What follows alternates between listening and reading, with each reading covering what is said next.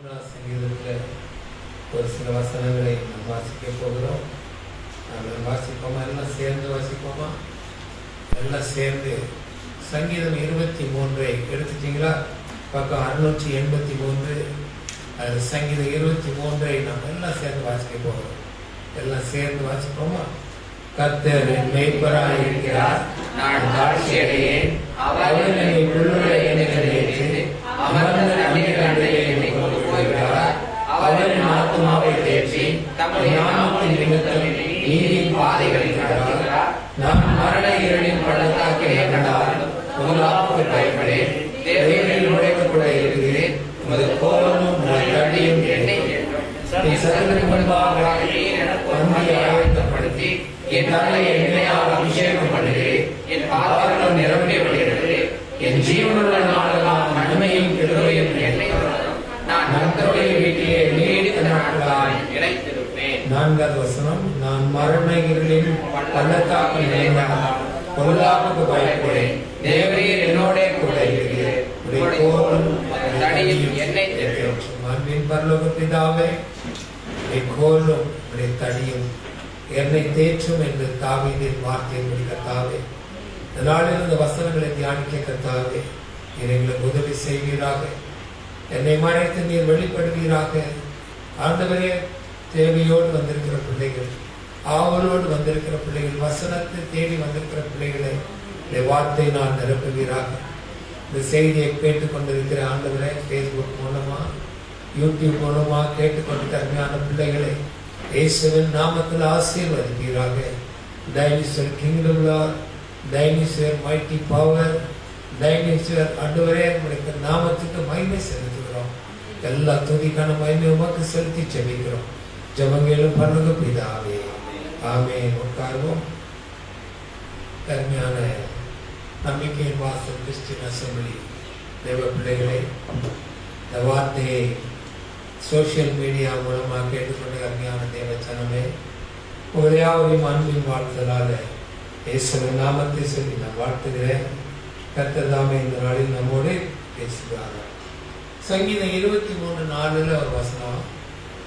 நான் மரண இருளின் பள்ளத்தாக்கில் நடந்தாலும் பொல்லாப்புக்கு பயப்படேன். தேவரீர் என்னோட கூட இருக்கிறீர். உமது கோலும் உம்முடைய தடியும் என்னை தேற்றும். இல்லையா? நம்ம தியானத்துக்காக நாம் எடுத்துக்கொண்டிருக்கிற வசனம் கோலும் தடி. இல்லையா? கோல் என்றால் தடி என்றால் என்ன? ரெண்டும் ஆல்மோஸ்ட் ரெண்டுக்கும் என்ன வித்தியாசம் இருக்கு? ரெண்டுக்கும் பெரிய வித்தியாசம் இல்லை, ஆனா நிறைய வித்தியாசம் இருக்கு.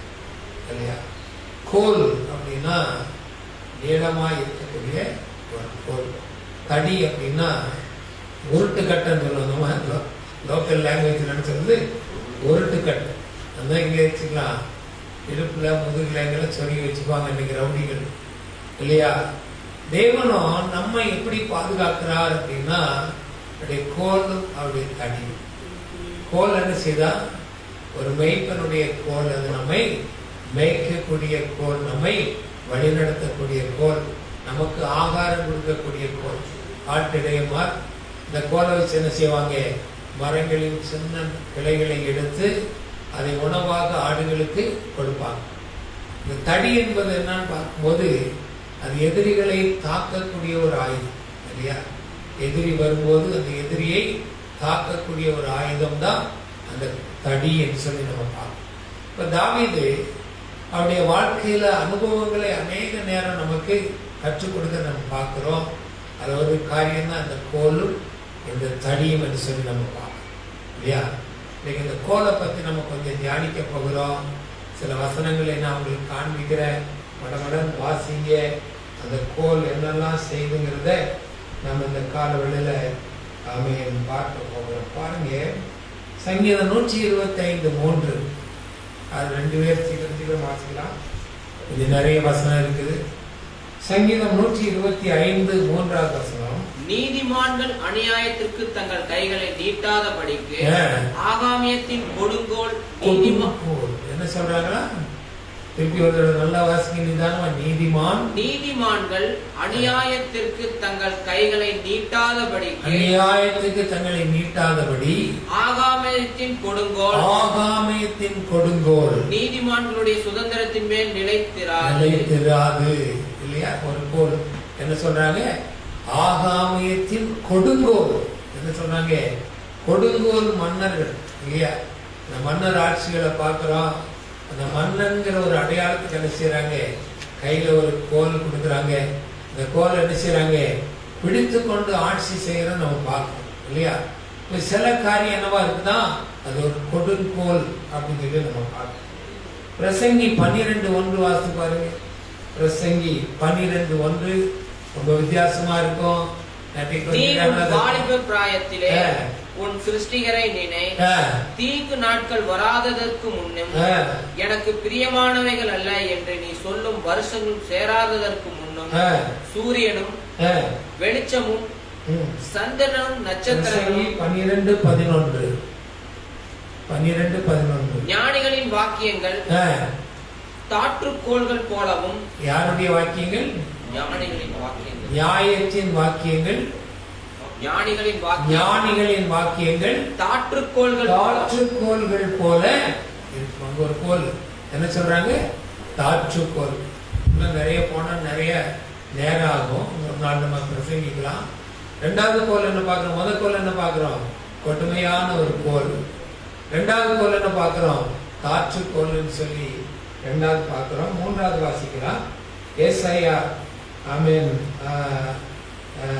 எசேக்கியேல் 21:10 வாசிங்க. எசேக்கியேல் 21:10. மகா சங்காரம் செய்வதற்கு அது கூர்மையாக்கப்பட்டிருக்கிறது, மின்னத்தக்கதாய் அது துலக்கப்பட்டிருக்கிறது, சந்தோஷப்படுவோமோ. எசேக்கியேல் 21:10. குமாரனுடைய கோல். அந்த வசனம் முடியும் போது என்ன சொல்லுது? இந்த நிதானமா வாசிங்க பார்க்கலாத. மகா சங்காரம் செய்வதற்கு அது கூர்மையாக்கப்பட்டிருக்கிறது, மின்னப்பட்டதாய் துலக்கப்பட்டிருக்கிறது, சந்தோஷப்படுவோமோ.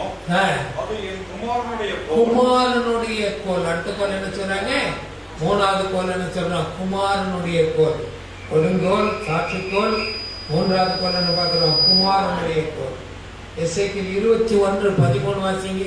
அதே அதிகாரத்துல 13வது வசனம். யாவையும் கண்டிக்கிற கோல் வந்தால் ஒழிய. அது என்ன சொல்றாங்க? யாவையும் கண்டிக்கிற கோல் வந்தால் ஒழிய இனி சோதனையினால் தீருகிறது என்று கர்த்தராகிய ஆண்டவர் சொல்லுகிறார். அடுத்த கோல் என்ன சொல்றாங்க? கண்டிக்கிற கோல். அந்த கோல் என்ன செய்யலாம்? கண்டிக்கிற கோலாயிருக்கு.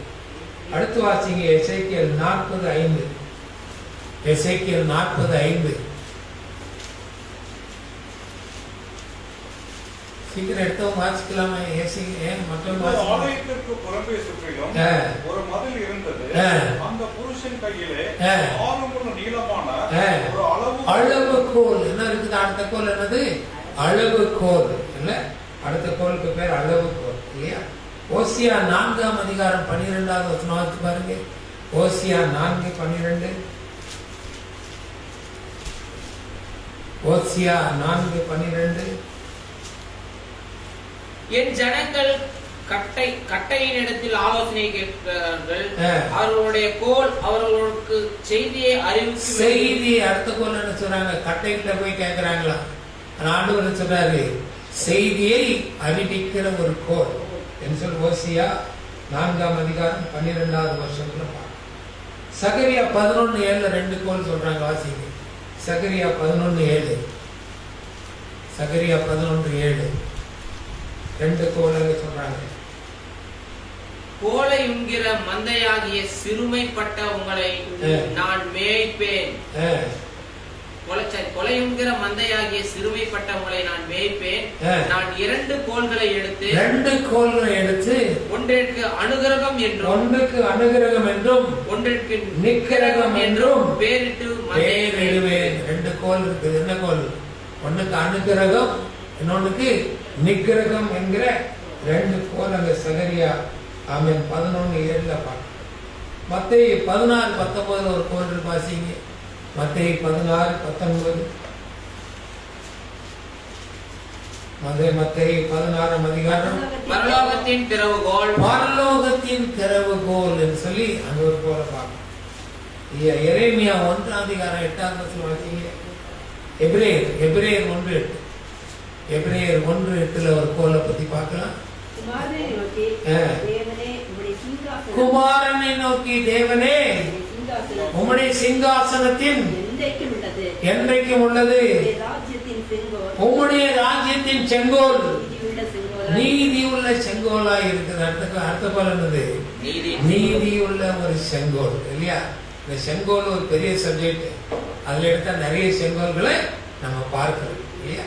பழைய காலத்துல ராஜாக்கள் பாத்தீங்கன்னா ஒரு செங்கோலை பிடிச்சுக்குவாங்க இல்லையா? நீங்க எஸ்தர் சரித்திரத்தை பார்க்கும்போது அகேஸ்வரர் ராஜா கிட்ட போனன்னு நினைச்சேனோ, அவன் செங்கோல் எடுத்து அவன் நீட்டுனாதான் அவங்க கிட்ட போக முடியும், இல்லைன்னா போக முடியாது இல்லையா? நம்முடைய பாராளுமன்றத்தில் என்ன பண்ணாங்க? தமிழ்நாட்டில இருந்து ஒரு செங்கோலை கொண்டு போய் அங்கேயும் நாட்டி வச்சது. தெரியல அவங்களுக்கு இந்த செங்கோல் என்ன செங்கோல்னு தெரியல, தெரியாமலே கொண்டு நாட்டி வச்சிருக்காங்க.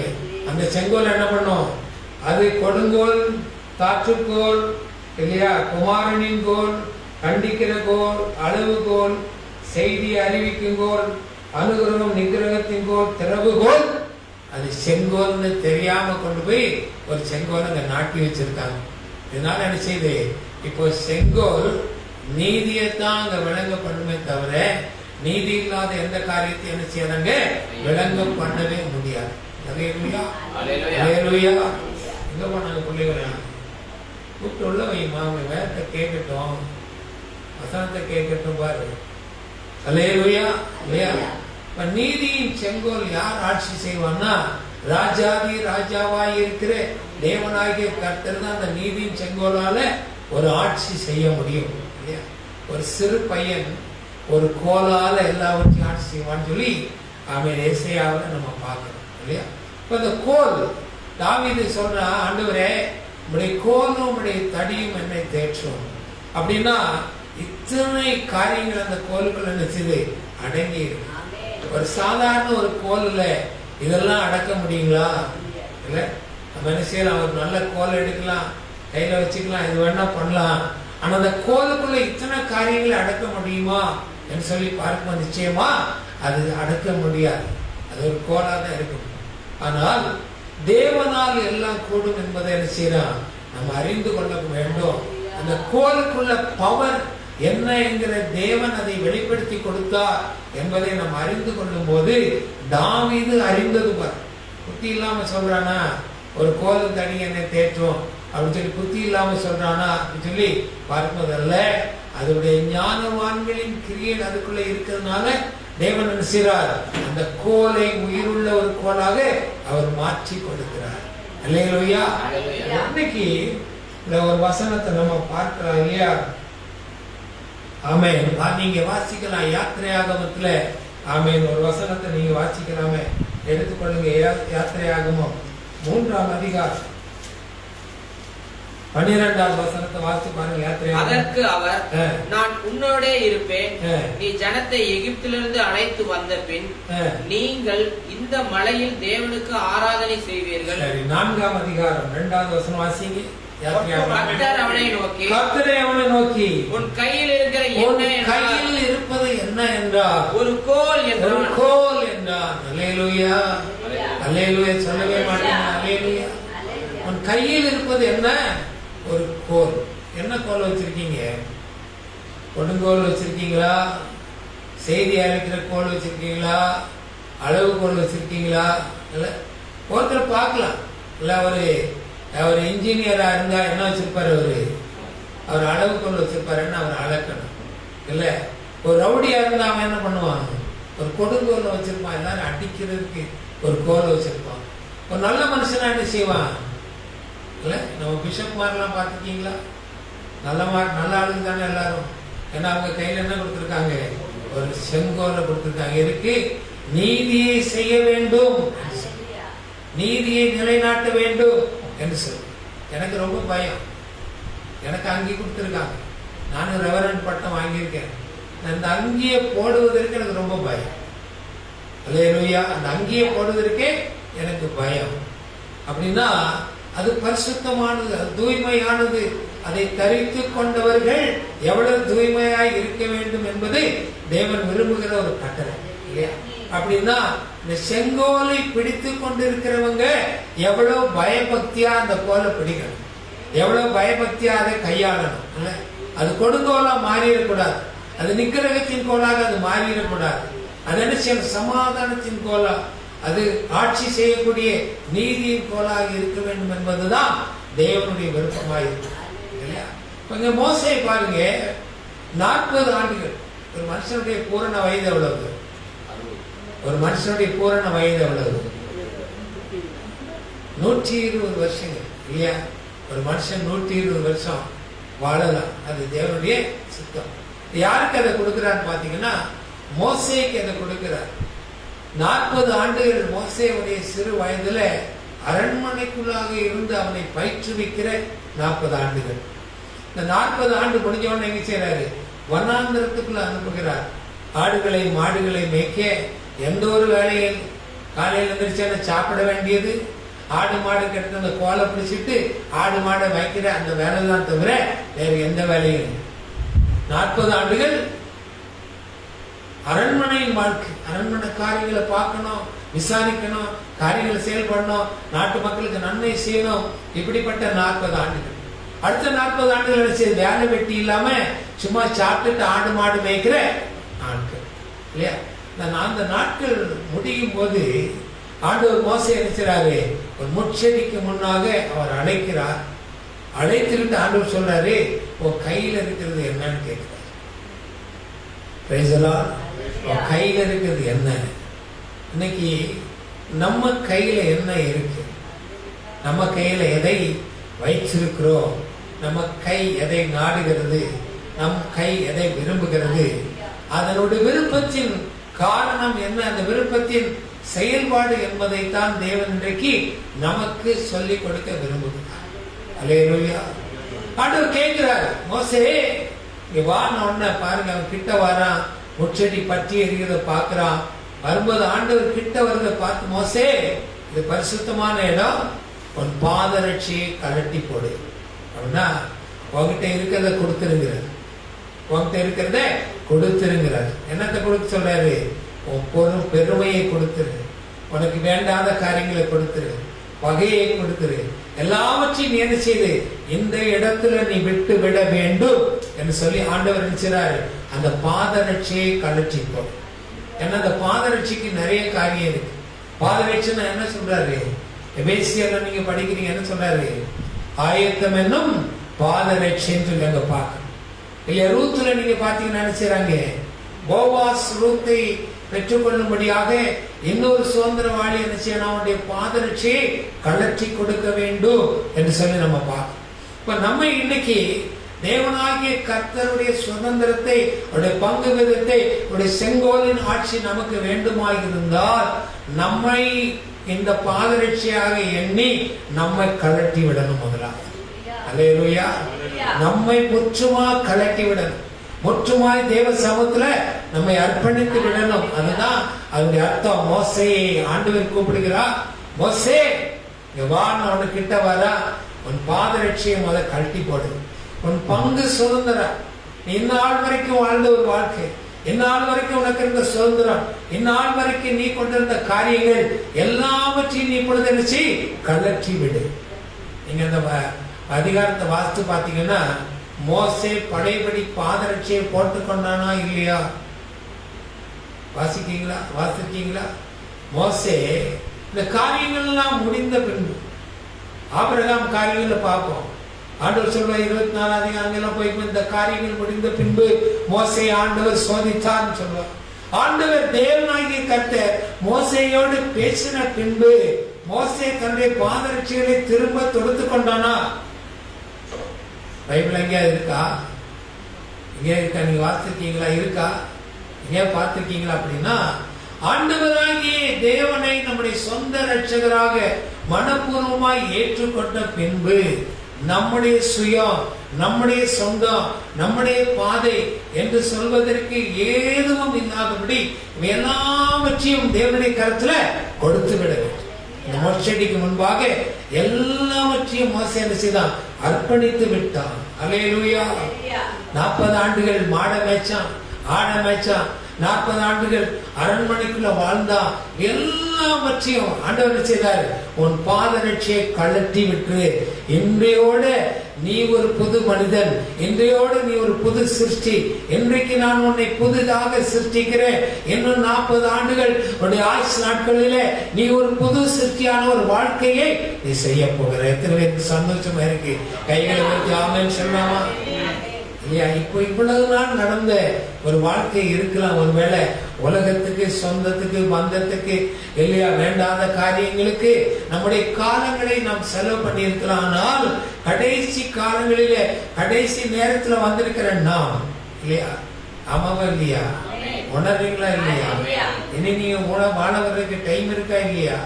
இருக்கா இல்லையா? எத்தனை வருஷம் வாழ்ந்துட போறோம்? இருக்கா இல்லையா? நொடி பொழுது கண்ணு நம்பிக்கும் நேரம். உங்க முன்னால வயநாடு இருக்குது, உங்க முன்னால வயநாடு ஆண்டவர் காண்பித்து இருக்கிறார். கண்ணிமைக்கும் நேரம் எல்லாம் சுகமா தூங்கிட்டு இருக்க நேரத்துல மக்களை காணாம போயிறாங்க. அந்த பட்டணத்தை காணாம போச்சு, இந்த கிராமம் காணாம போச்சு. அப்படிப்பட்ட ஒரு அழிவை ஆண்டவர் இயற்கையை கொண்டு செய்ய முடியுமானால் நானும் நீங்களும் ஏமாத்துறேங்க, நானும் நீங்களும் ஏமாத்துறேங்க. கொஞ்சம் யோசனை பண்ணி பாருங்க. ஏமாத்திரம். தேவனுடைய வார்த்தை, தேவனுடைய வசனம், கர்த்தர் நமக்கு துணை இராவிட்டால் நாம் என்ன செய்திருக்க முடியும்? நிச்சயமா நம்மளால எதையும் செய்ய முடியாது, எதையும் சாதிப்பது என்பது முடியாது. அந்த கடைசி காலத்துல மோசே ஆண்டவர் கூப்பிட்டு சொல்றாரு, உன் பாதரட்சியை கழட்டி போட்டுரு. இப்ப ஆண்டவர் கேட்கிற, அவன் கையில இருக்கிறது என்ன? ஆண்டவரே, இது ஒரு கோல். ஏதோ ஒரு மரத்துக்கு கோலா இருக்கும்ல, ஸ்ட்ராங்கா இருந்திருக்கலாம் ஒருவேளை. ஏன்னா அவன் மாடுகளை மேய்க்கும் போது எதிரிகள் இடத்துல அவற்றை காப்பாற்றுவதற்கு அந்த கோல் ஒரு ஸ்ட்ராங்கான கோலா இருந்திருக்கலாம். நான் கேட்கிறேன், ஒரு கையில இருக்கிறது என்ன? ஆண்டவரே, கையில இருக்கிறது ஒரு கோல், இல்லையா? ஒரு கோல். அந்த கோலை கொண்டு என்ன செய்ய முடியும்? ஆட மேய்க்கலாம், மாட மேய்க்கலாம், இல்லை ஏதாச்சும் செய்ய முடியும். ஆனா ஒரு கோல் அற்புதம் செய்ய முடியுமா? ஒரு கோல், ஒரு சாதாரண கோல் ஒரு அற்புதத்தை செய்ய முடியுமா? முடியுமா? ஒரு சாதாரண கோல் அற்புதத்தை செய்ய முடியுமா? முடியாது, இல்லையா? நம்ம படிக்கிறோம், இஸ்ரவேல் ஜனங்கள் இந்த பிரபுக்கள்லாம் வரும்போது அவங்க ஆரோனுக்கு விரோதமா, மோசேக்கு விரோதமா முறுமுறுப்புகள்லாம் நிறைய செய்யறாங்க. இன்னைக்கு சபைகள்ல போதகர்களுக்கு விரோதமா முறுமுறுப்பு எல்லாம் நடக்குது. சபை மக்களே போதகரை கொண்டு ஜெயில போடுறதுக்கு ஆயத்தம் ஆயிடுறாங்க. எப்படி எல்லாம் இன்னைக்கு நடக்குது. மெயின் சர்ச்சில் போய் பார்த்தீங்கன்னா ஒரு கூட்டம் பாஸ்டருக்கு சப்போர்ட்டா இருப்பாங்க, ஒரு கூட்டம் இவனை எப்படின்னா ஜெயிலுக்குள்ள தரலான்னு சொல்லி இன்னைக்கு எப்படிதான் இருக்குது. அந்த இடத்துல போய் நீங்க உட்கார்ந்து நீங்க ஆராதிச்சீங்கன்னா உங்க நிலைமை எப்படி இருக்கும் நீங்க யோசனை பண்ணி பார்க்கணும். இப்படிப்பட்ட இடங்கள் எதற்கு சொந்தமான இடங்கள்? இப்படிப்பட்ட இடங்கள்ல யாருடைய ஆட்சி, யார் அதை ஆதிக்கம் பண்ணுகிறார்கள் பார்க்கும்போது இந்த இடத்துல போய் நாம இருந்தோம்னா நாம யாரு கூட இருப்போம்? யார் கூட இருப்போம்? இல்லையா? அதனால கவனமா இருக்கணும். நம்மை நாம் ஆராய்ந்து பார்க்கணும், நம்மை நாம் விசுவாசம் உள்ளவர்களாய் பார்க்கணும், நம்மை நாம் விசுவாசிகளாக பார்க்கணும், நம்மை நாம் வேதத்தோட கம்பேர் பண்ணி பார்க்கணும். என்னுடைய வாழ்க்கைக்கும் வேத வாழ்க்கைக்கும் எப்படிப்பட்ட சம்பந்தங்கள் இருக்கிறது? வசனமாகிய அந்த ஆவிக்குரிய மன்னாவை தினமும் நான் பெற்றுக்கொள்கிறேனா? 3 நேரம் 4 நேரம் சாப்பிடுறோம், நிறைய ஸ்நாக்ஸ் எல்லாம் சாப்பிடுறோம். ஆனா தேவனுடைய வார்த்தையை பெற்றுக்கொள்கிறோமா? இந்த வார்த்தை நமக்குள்ள இருக்கிறதா என்பதை நம்ம ஆராய்ந்து பார்க்கணும்.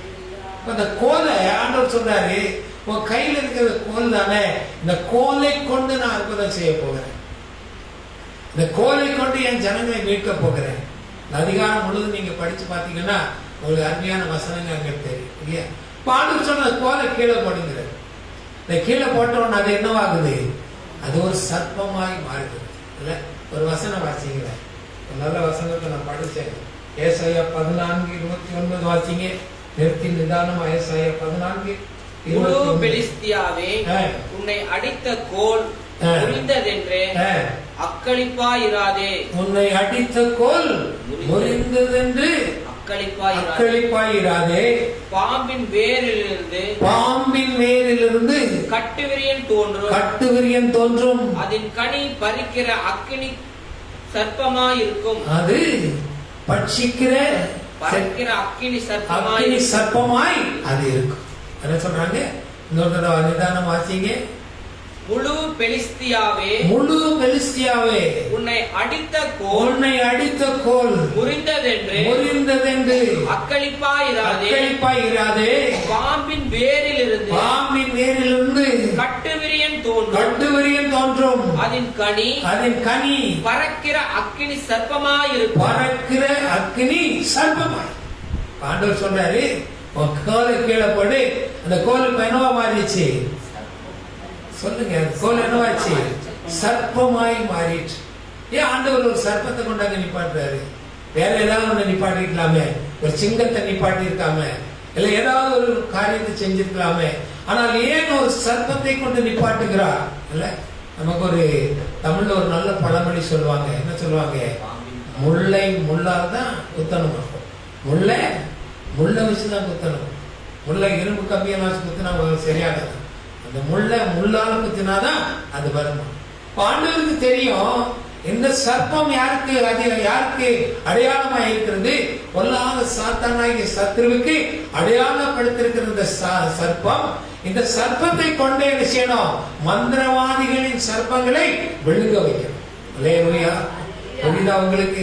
ரொம்ப ஈஸியா படிச்சுட்டு கடந்து போயிடுறோம். மோசே கோலை கீழே போட்டான், சர்ப்பமா மாறிடுச்சு.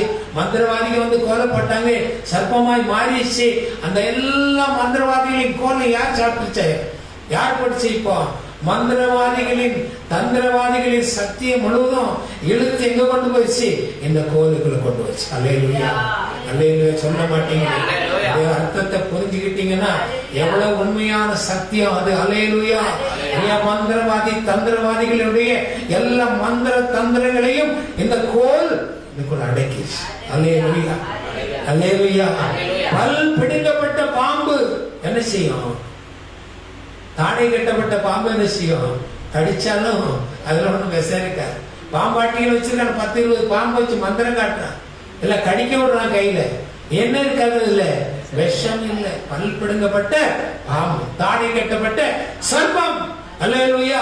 அந்த முழு பவரையும் அந்த முழு சக்தியும் முதல் நாள் மோசே சென்ற முதல் நாள் அதெல்லாம் பவரை என்ன செய்தார்? அந்த கோலுக்குள்ள அடக்கி விட்டார். அல்லேலூயா. அல்லேலூயா. அல்லேலூயா. நீ விசுவாசித்தாயானால் தேவனுடைய மகிமை இன்னைக்கு காண முடியும். நீ நம்பினா, நீ நம்புகிற தேவனாகிய கர்த்தர் எவ்வளவு வல்லமை உள்ள தேவன் என்பதை அறிந்து கொள்ள, உணர்ந்து கொள்ள இந்த வேத வசனங்களை கர்த்தர் நமக்கு இன்னைக்கு கொடுக்கிறார். அல்லேலூயா. அல்லேலூயா. கோலை கொண்டு மோசே செய்த காரியங்கள், அநேக காரியங்கள் சத்துருவின் வல்லமை முழுவதும் அடக்கிட்டார் இல்லையா? இன்னைக்கு அந்த கோலை எங்க இருக்கு? இந்த கோலை என்ன சொல்றீங்க? இந்த கோலை எதுக்கு அடையாளப்படுத்த முடியும்? இந்த கோலை எதுக்கு அடையாளப்படுத்த முடியும்? உன் கையில இருக்கிறது என்ன? உன் கையில ஆண்டவர் கொடுத்திருக்க என்ன? தேவனுடைய வார்த்தை என்கிற வேத புஸ்தகத்தை கொடுத்திருக்கிறார். தேவனுடைய வசனத்தை கொடுத்திருக்கிறாரு. இந்த வார்த்தை எவ்வளவு வல்லமை உள்ளது! இந்த வார்த்தை தேவனுடைய வசனத்தின்படி உன்னுடைய எல்லா காரியங்களையும் களைந்து போட்டு, எல்லாவற்றையும் முறிந்து எடுத்து போட்டு தேவனுடைய சமூகத்தில் அர்ப்பணித்து இந்த வார்த்தைக்கு கீழ்ப்படிந்து நடப்போமானால் மோசேக்கு செய்த அற்புதம்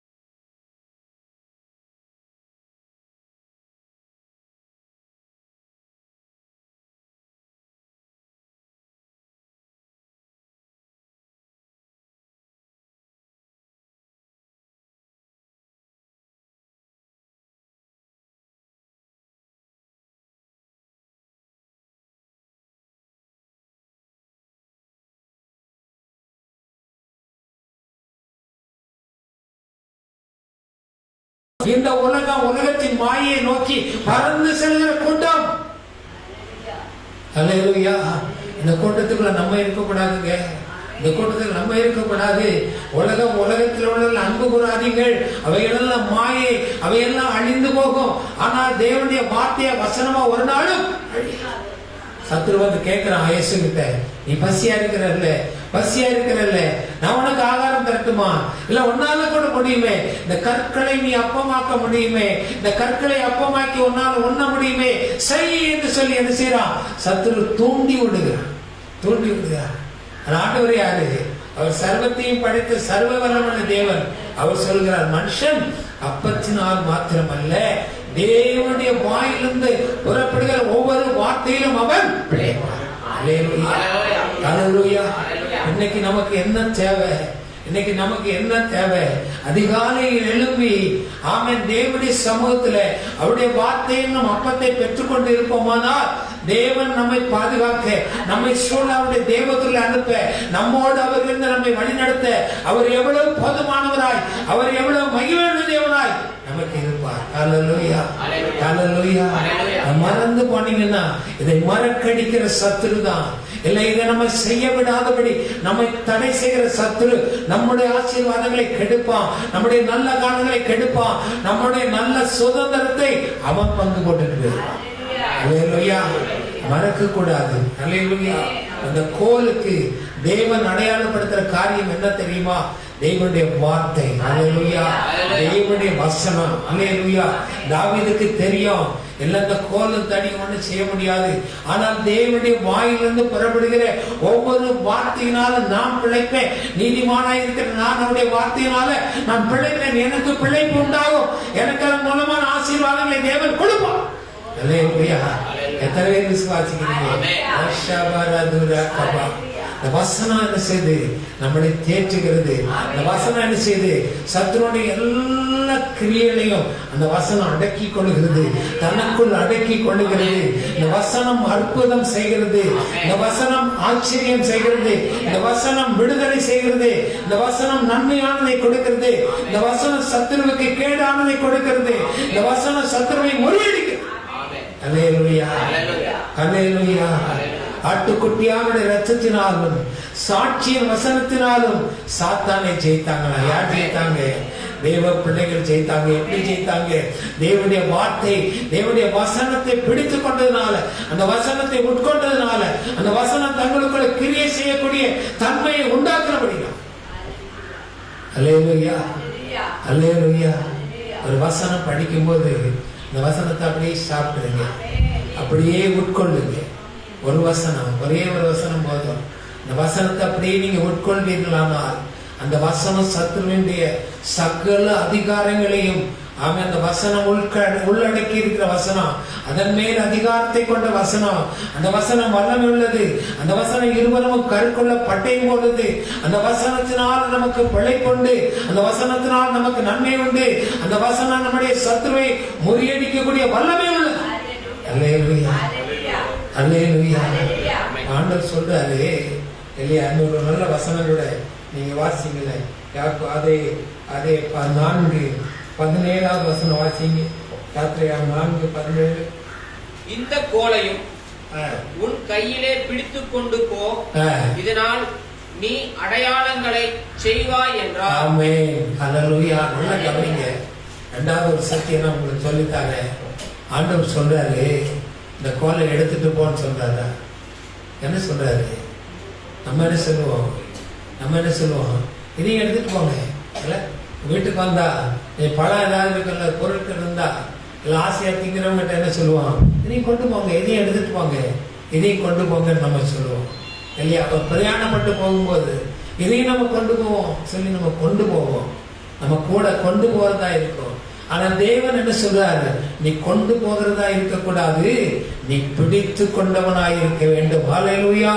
நீ வசனத்தை கொண்டு போறவனா இருக்கக்கூடாது, நீ வசனத்தை வாசித்து கடந்து போறவனா இருக்கக்கூடாது, நீ வசனத்தை பிடித்து கொள்ள வேண்டும். அல்லேலூயா. இந்த வசனத்தை பிடிச்சு கொண்டு வசனத்தின்படி நடந்தாயானால் நீ அற்புதங்களை அதிசயங்களை நீயும் செய்வாய், நீயும் காண முடியும். ஆண்டவர் சொல்றாரு, வசனத்தை இன்னொரு வாசிங்கள. இந்த கோலையும் இந்த கோலையும் இந்த வசனத்தையும் இந்த வசனத்தையும் உன் கையிலே பிடித்து கொண்டு போ. உன் கையை விட்டு போகாம பிடித்து கொண்டு போ. இதனால் நீ அடையாளங்களையும் செய்வாய். அல்லேலூயா, அல்லேலூயா. நிறைய பேருக்கு இன்னைக்கு தெரியாது. நிறைய பேர் கண்கள் குருடு, செவிகள் குருடு. ஏன் தெரியுமா? இந்த வசனத்தை பிடிச்சு கொண்டு நடக்க தெரியல. இந்த வசனத்தை வாசித்து கடந்து போகிறோம். கடந்து போகிற தண்ணியை போல, பாய்கிற தண்ணியை போல கடந்து போயிட்டே இருக்கிறோமே தவிர, ஒரு ஸ்டில் வாட்டர் போல, ஒரு சமாதானத்தின் நதியை போல நம்ம அந்த வசனங்களை பிடித்து கொண்டு நம்ம செயல்பட முடியாதபடி இன்னைக்கு என்ன செய்து நம்முடைய கண்களையும் நம்முடைய செவிகளையும் அது குருட்டாட்டமாய் வச்சிருக்கு. ஆமென், அல்லேலூயா. யோசுவா 1ஆம் அதிகாரம் வாசிக்கல. 4 முதல் 8 வசனம் நிறுத்தி நிதானமா வாசிங்க. மோசே தன்னுடைய அனுபவங்களை யாருக்கு சொல்லிக் கொடுக்கிறான்? யோசுவாவுக்கு சொல்லிக் கொடுக்கிறது நம்ம பார்க்கலாமே. வாசிங்க. வனாந்தரமும் யோசுவா 1ஆம் அதிகாரம் 4வது வசனம் தொடங்கி. வனாந்தரமும் இந்த லீபனோனும் தொடங்கி ஐபிராத்து நதியான பெரிய நதி மட்டும் உள்ள. யோசுவா வாசிக்கிறீங்களா? யோசுவா 1ஆம் அதிகாரம் 4 வாசி. வனாந்தரமும் இந்த லீபனோனும் தொடங்கி ஐபிராத்து நதியான பெரிய நதி மட்டும் உள்ள ஏத்தியரின் தேசம் அனைத்தும் சூரியன் அஸ்தமிக்கிற திசையான பெரிய சமுத்திரம் வரைக்கும் உங்கள் எல்லையா இருக்கும். நீ உயிரோடு இருக்கும் நாளெல்லாம் நல்ல நல்ல அண்டர்லைன் பண்ணி நீங்க மனசுல வச்சுக்கணும். செத்த பிறகு வசனம் ஒண்ணு நமக்கு கிரியை செய்யாது. செத்த பிறகு ஆண்டவருடைய சமத்துல நிக்கிறதுக்கு தான் வசனம். செத்த பிறகு எதையும் நம்மளால செய்ய முடியாது. அதனால சொல்ற, நீ உயிரோடு இருக்கும் நாளெல்லாம் ஒருவனும் உனக்கு முன்பாக எதிர்த்து நிற்பதில்லை. ஏன் நிக்க முடியாது? தேவனுடைய வசனமாகிய கோலைகிறான் மோசே. அதன் ஆசீர்வாதத்தை எடுத்து யார் கையில கொடுக்கிறான்? யோசுவா கையில கொடுக்கிறான். இந்த இயேசு கிறிஸ்து எலியா வசனமாய் வந்த தேவன், வார்த்தையாய் வந்த தேவன். யோவான் 1:14 சொல்றாரு, அந்த வார்த்தை மாமிசமாகி கிருபையும் சத்தியம் நிறைந்தவராய் நமக்குள் வாசமாயிருக்கிற. எத்தனை பேர் நம்புறீங்க? எத்தனை பேர் விசுவாசிக்கிறீங்க? இல்லையா? அப்படி அந்த வசனம் நமக்குள்ள இருந்தா, ஆமை மோசே சொல்றாயா யோசுவாவை பார்த்து, நீ உயிரோடு இருக்கும் நாளெல்லாம் வாசி. ஒருவனும் உனக்கு முன்பாக எதிர்த்து என்ன இந்த கோல் என்ன செய்து சத்துருடைய சகல வல்லமையும் அடக்கி விட்டது. அந்த கோல் இப்ப எங்க இருக்குது? மோசேயின் கையில இருந்து யார் கையில கொடுக்கிறான்? யோசுவா கையில. அந்த கோல் எங்க இருக்குது? தேவனாகிய இயேசு கிறிஸ்து ஆமென் அன்று மேல் வீட்டு அறையில காத்திருந்த அவர்கள் மேல் பரிசுத்த ஆவியானவரால் ஊற்றப்பட்டார். ஹல்லேலூயா. இன்றைக்கு அதே ஆவியானவர் சபைக்குள்ள நமக்கு மேலே அவர் அடிச்சுதா ஊற்றப்பட்டு கொண்டிருக்கிறார். யோவான் யாக்கோபு போனாங்க, ஊற்றப்பட்ட ஆவியினால். அவன் கோயில் வாசல்ல முடவன் ஒருத்தன், எலும்பு கொன்ற வழி இல்ல, உலகத்தின் ஆசீர்வாதங்கள் இல்ல, உனக்கு கொடுக்க வேண்டிய ஒரு நல்ல ஆசீர்வாதத்தை நான் தருகிறேன், எழுப்பி நடு என்று சொல்லி என்ன செய்றார்? அவனை எழுப்பி விடுகிறதை பார்க்கிறோம். அல்லேலூயா. வாசிங்க தொடர்ந்து. நான் மோசேயோடு இருந்தது போல உன்னோடு நான் இருப்பேன். நான் உன்னை விட்டு விலகுவதும் இல்லை, உன்னை கைவிடுவதும் இல்லை. பலன் கொண்டு திடமனதாய். பலன் கொண்டு எதுல பலன் கொள்ள முடியும்? எதுல பலன் கொள்ள முடியும்? எதுல பலன் கொள்ள முடியும்? அப்போஸ்தலர் 1:8 வாசிங்க சொல்லுவா, பரிசுத்த ஆவியானவர் உங்களிடத்தில் வரும்போது நீங்க பலன் கொள்வீங்க. பரிசுத்த ஆவியாகிய வசனம் உங்களுக்குள்ள இறங்கும் போது நீங்க பலன் கொள்வீங்க. காலையில எந்திரிச்சு சுகவீனமாய் பலவீனமாய் முடியலன்னு உட்கார்ந்து இருக்கிறீங்க, வேத வார்த்தை எடுத்து வாசிக்க ஆரம்பிங்க. அதனுடைய பலன் உங்களுடைய பலவீனத்துல பூரணமாய் வாசிங்க. இந்த ஜனத்தின் பிதாக்களுக்கு நான் கொடுப்பேன் என்று ஆணையிட்ட தேசத்தை நீ இவர்களுக்கு பங்கிடுவாய்.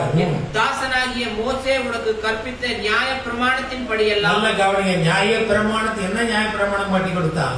அந்த கோல் எடுத்து கையில கொடுத்தான். அதான் நியாய பிரமாணம். அந்த கோலுக்குள்ள எல்லாம் அடங்கிருச்சு, இந்த வசனத்துக்குள்ள எல்லாம் அடங்கிருச்சு.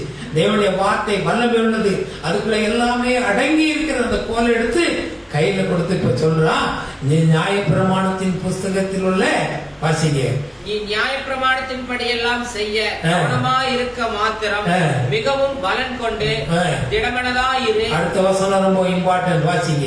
நீ போகும் இடமெல்லாம் புத்திமானாய் நடந்து கொள்ளும்படிக்கு அதை அதை விட்டு வலது இடதுபுறம் விலகாதிருப்பாயாக. இந்த நியாயப்பிரமாண புஸ்தகம் உன் வாயை விட்டு பிரியாதிருப்பதாக. வாயை விட்டு ஓயாம சொல்லிட்டே இருக்கணும் இல்லையா? இதுதான் நிறைய பாடங்கள் இருந்துச்சுன்னா நிறைய வசனங்களை மனப்பாடம் பண்ணிக்கொள்ளணும். நம்ம வாய் இரவு ராட்சாமங்களிலே நான் உண்மை நினைக்கிறேன், உண்மை தியானிக்கிறேன் இல்ல. அப்போ வசனம் எப்பவுமே நமக்குள்ள இருக்கும்போது இந்த வசனம் ஒரு பெரிய அரணான கோட்டையாக நம்மளை சுத்தி இருக்கும். இந்த வார்த்தை நமக்குள்ள இருக்கும்போது அந்த வல்லமை நம்மை ஆளுகை செய்யக்கூடிய கிருபையை கத்தனிச்சுவார் நமக்கு கொடுப்பார். நியாய பிரமாணத்தின் புஸ்தகத்தில் உள்ள வார்த்தைகள் வாயை விட்டு பிரியாதிருப்பதாக.